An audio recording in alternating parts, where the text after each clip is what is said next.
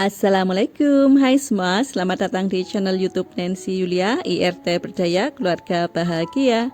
Hari ini aku membuat kulit risoles yang lembut, lentur, anti sobek. Aku memakai resep 300 gram tepung terigu, dan aku akan share ke kalian takaran bahan yang ideal agar supaya kulit risoles kalian lembut, lentur, anti sobek. Bahan-bahannya murah dan mudah didapat, cara bikinnya juga gampang banget tanpa berlama-lama lagi. Yuk simak saja videonya. Langkah pertama, kita siapkan wadah, masukkan sedikit air. Ini agar supaya nanti tepung terigu tidak lengket di dasar baskom ya teman-teman. Untuk takaran bahan yang seimbang dan ideal nanti kita akan simpulkan dan akan kita bahas di bagian akhir video. Jadi jangan di skip-skip ya, biar kalian nggak gagal paham. Untuk tepung terigunya, aku memakai tepung terigu serbaguna. Aku juga menggunakan aci atau tepung tapioka. Tepung tapioka inilah yang bisa membantu kulit risoles agar dia kokoh, lentur, dan anti sobek. Jangan lupa untuk ditambahkan garam agar dia lebih berasa.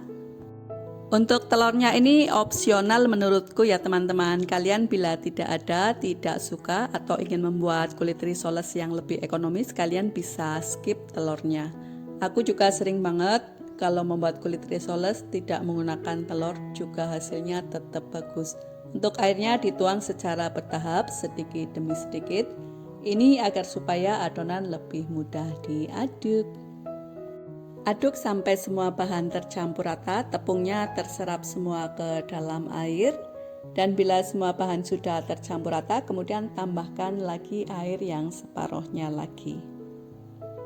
Aku mengaduknya menggunakan alat pengaduk biasa. Bila kalian punya chopper, kalian bisa menggunakan chopper. Kalian punya blender, kalian juga bisa menggunakan blender. Bila kalian punya mixer, kalian juga bisa menggunakan mixer. Kemudian lanjut kita mengaduk adonannya sampai tidak ada tepung yang bergerindil, tidak ada tepung yang menggumpal, dan tidak ada endapan di dasar baskom. Terakhir kita masukkan minyak goreng. Untuk minyak gorengnya aku pakai sebanyak 3 sendok makan atau setara dengan 30 ml. Kemudian diaduk-aduk lagi sampai minyak menyatu dengan adonan. Adonan menjadi sangat licin, halus, dan lembut. Penggunaan minyak goreng dalam pembuatan kulit risoles juga sangat penting ya teman-teman. Minyak membantu agar supaya nanti kulit risolnya dia tidak lengket di wajan dan tidak lengket satu sama lain. Setelah itu kita saring, ini wajib banget untuk disaring agar supaya menghasilkan kulit risoles yang lembut, yang halus. Setelah selesai jangan langsung dipakai atau dipanggang ya teman-teman, diamkan dulu minimal 30 menit ini agar supaya gluten keluar.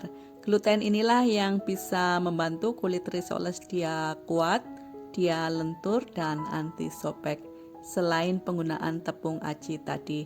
Nah, ini adalah adonan yang sudah aku diamkan selama 30 menit. Ini diaduk lagi ya, biasanya dia ada adonan yang mengendap di dasar dan biasanya dia minyaknya dia naik ke atas.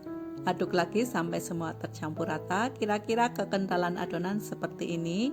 Tidak terlalu pekat juga tidak terlalu encer.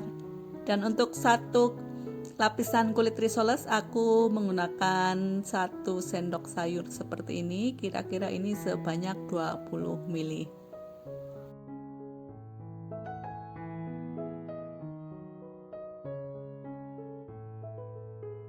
Dan ini adalah teflon yang biasa aku gunakan. Aku memakai teflon Kirin ukuran 20 cm. Walaupun ini kondisinya sudah agak jelek, tapi ini sangat awet dan masih bagus ya teman-teman. Aku pakai hampir setiap hari selama 2 tahun. Ini masih tetap bagus dan dia nggak lengket sama sekali. Setelah teflonnya diolesi dengan minyak, kita akan panaskan wajan. Kita tunggu sampai panas. Manasinya ini apinya tidak terlalu besar juga tidak terlalu kecil. Kalau terlalu besar nanti dia cepat kosong, kalau terlalu kecil juga matangnya lama. Jadi yang sedang-sedang saja ya. Setelah itu kita akan tuang adonan ke dalam teflon sambil diputar-putar seperti ini sampai adonan rata di dasar teflon. Kemudian kita akan panggang sampai benar-benar matang dan pinggirannya kering. Nah, kalau kalian yang suka gagal membuat kulit risoles, dia suka sobek dan pecah-pecah, itu karena kulit risolesnya dia tidak benar-benar matang dan pinggirannya tidak benar-benar kering. Kalau kulitnya pinggirannya benar-benar kering, dia bisa mengelupas dengan sendirinya, mengelupas tipis-tipis ya, begini. Nah, kemudian kita goyang-goyangkan teflonnya. Apabila kulit risolesnya dia tidak lepas dengan sendirinya, artinya dia belum benar-benar matang. Karena masih ada air, jadi masih menempel di teflon ya. Dan bila digoyang-goyangkan dengan sendirinya dia lepas, berarti sudah benar-benar matang.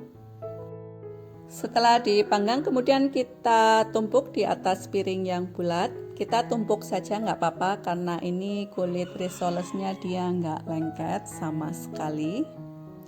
Apabila kalian suka dengan video ini, silahkan di like, dan sekiranya video ini bermanfaat, silahkan di share di media sosial kalian masing-masing.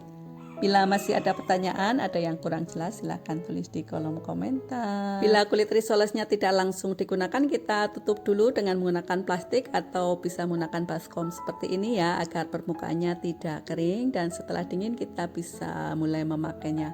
Ini sangat halus, sangat lembut, dan tentu saja dia tidak lengket. Untuk satu resep ini aku bisa menghasilkan 32 sampai 35 kulit risoles yang lembut, lentur, anti sobek. Mungkin hasil akan berbeda ya, tergantung ukuran teflon dan takaran adonan yang kalian tuang ke dalam teflon. Tapi sejauh ini hasilnya sangat bagus, dia tidak lengket, sangat lembut, sangat lentur, dan tentunya anti sobek. Resep ini recommended banget ya buat kalian yang ingin jualan atau ingin membuat risoles dalam jumlah yang banyak. Jadi takaran bahan yang ideal dan seimbang untuk membuat kulit risoles yang lembut, lentur, anti sobek adalah sebagai berikut. Untuk setiap takaran 100 gram tepung terigu, gunakan 1 sendok makan atau setara dengan 15 gram tepung aci atau tepung tapioka. Gunakan 1 sendok makan atau setara dengan 10 ml minyak goreng. Dan gunakan air sebanyak 120 ml. Untuk penggunaan garam secukupnya saja atau sesuai dengan selera kalian masing-masing. Untuk penggunaan telur ini sifatnya opsional, bisa di skip kalau kalian ingin membuat kulit risoles yang ekonomis.